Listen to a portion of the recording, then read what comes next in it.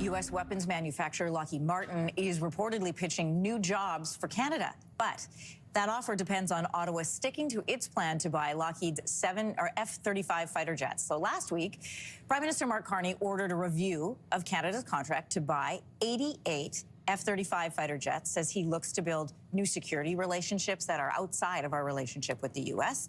A source is telling the Globe and Mail that Lockheed Martin is pledging to create jobs that'll stay here in Canada, but only if that review is called off. So for more on our country's options this morning, we're joined from Ottawa by David Perry. He's the president of the Canadian Global Affairs Institute. Welcome to your morning. Thanks for having me on.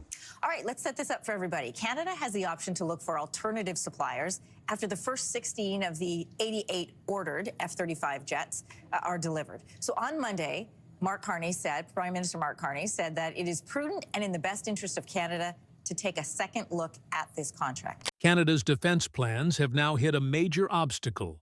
Mark Carney, aiming for a significant political win, suggested moving away from the US F-35 program and hinted at European alternatives like the Eurofighter and Saab Gripen. Headlines framed this as a dramatic confrontation with Donald Trump, portraying the U.S. president as slamming the door on Canada's ambitions. But behind the scenes, the reality was very different. The Pentagon in Washington still controls the systems and technology that Canada's supply chains depend on. What initially looked like a bold step toward independence quickly unraveled as the country faced delays, rising costs, and a military left increasingly vulnerable.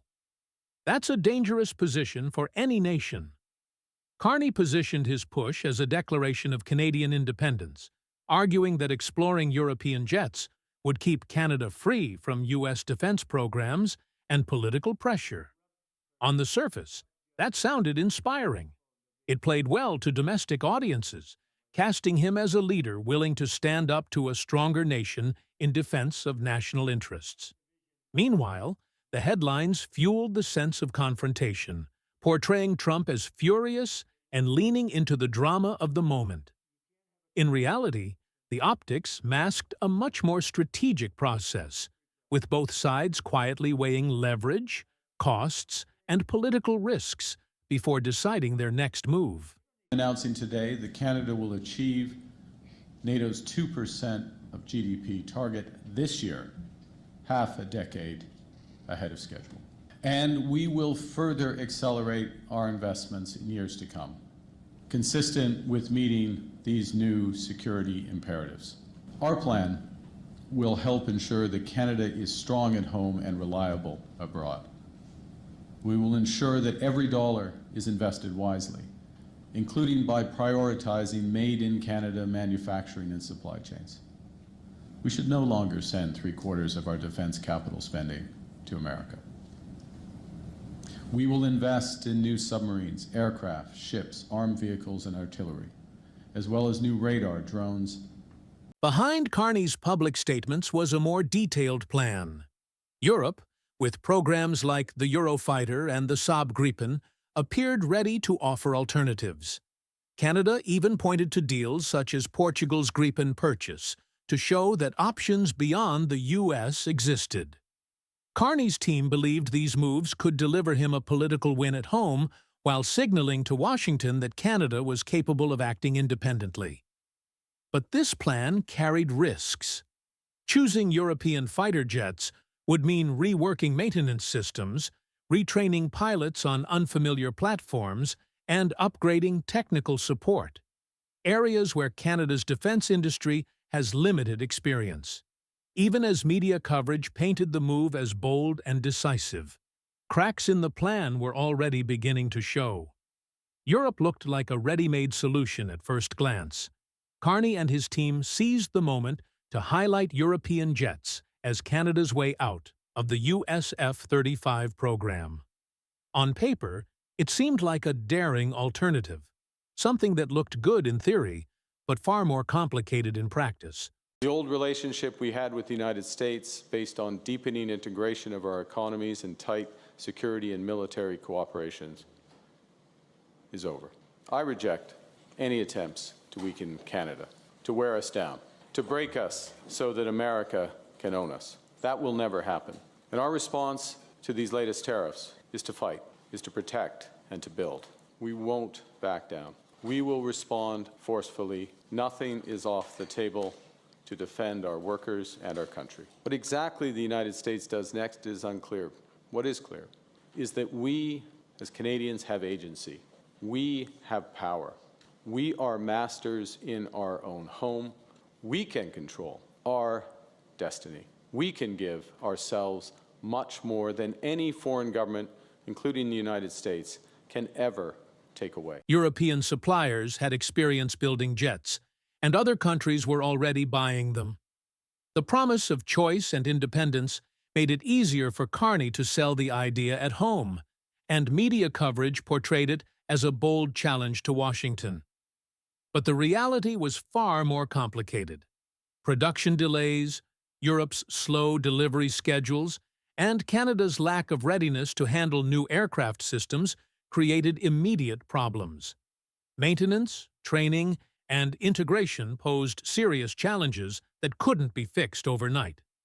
Even as Carney promoted the potential of European jets, officials in Europe were quietly admitting that without U.S. systems, Canada would face major setbacks. What looked like a clear path to independence was quickly unraveling into a risky plan, putting Canada in a difficult position, caught between Europe's promises and Washington's control. Behind the headlines, the United States still held all the cards. The Pentagon reminded Canada that its intelligence, maintenance chains, and key technologies were tied to the F-35 program. Without access to those systems, any European jet would face serious limitations.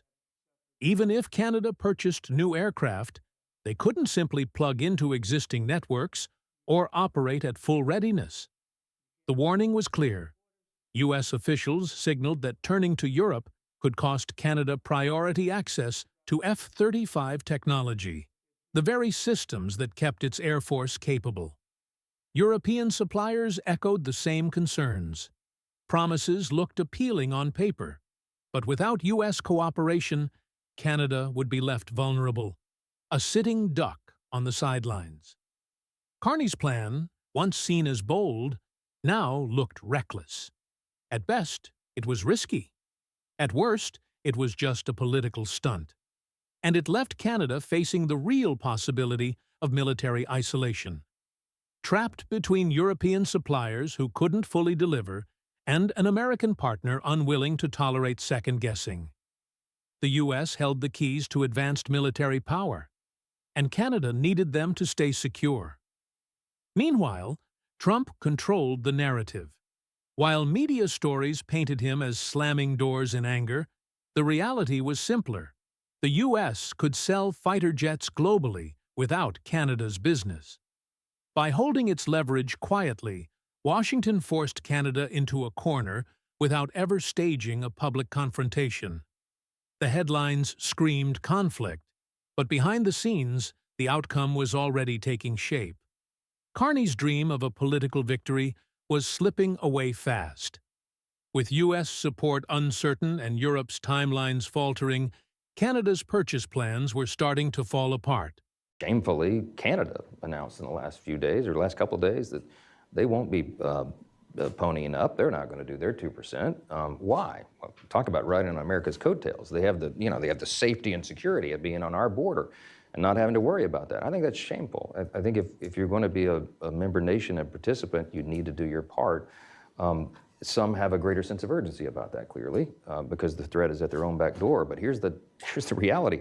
If we don't stop it there, it will come here. Costs began climbing as officials scrambled to adjust contracts and prepare for the added burden of integrating foreign systems.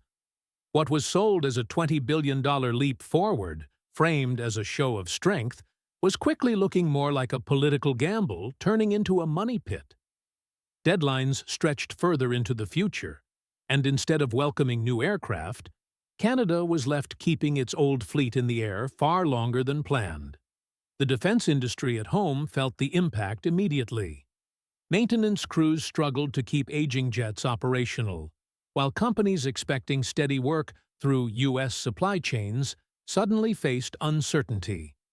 Jobs tied to aerospace contracts were now at risk, and unions warned that entire communities could suffer. For Carney, what began as a bold declaration, "We'll choose the Eurofighter, we'll stand up to America," was rapidly unraveling into an expensive mistake. The promise of defending Canadian interests with European fighters was not playing out as hoped. The military was under pressure, industry jobs were uncertain, and billions of dollars were tied up in projects with no clear delivery date. Public opinion split down the middle. Some applauded Carney for standing up to Washington and showing independence, while others saw only risk.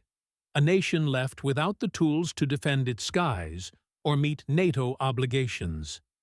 Allies abroad began to question Canada's reliability, viewing a once steady partner as stuck between Europe and Washington, unable to move forward with either. The picture grew worse. Europe's suppliers, once eager, started backing away as production delays piled up, and quiet warnings spread. Without U.S. cooperation, Canada would never achieve full capability. At the same time, Washington pulled back. The Pentagon hinted that Canada could lose priority access to key F-35 technology if it pursued outside deals. Trump controlled the narrative. While headlines portrayed him as angrily slamming doors, his real message was simple. Canada was not standing strong. It was walking away from decades of defense partnership. And he reminded his audience that the U.S. could sell fighter jets anywhere in the world, with or without Canada. Carney's move, once hailed as bold, now looked reckless. His attempt at a political victory was backfiring, leaving Canada with fewer allies, rising costs, and a weaker military that was no closer to modernization. Instead of expanding its options, Canada found itself trapped, Europe unable to deliver quickly, and the U.S. unwilling to offer the same support as before. That's all for today, guys. Thanks for watching the Canada Sector, and make sure that you don't forget to subscribe and like for future news.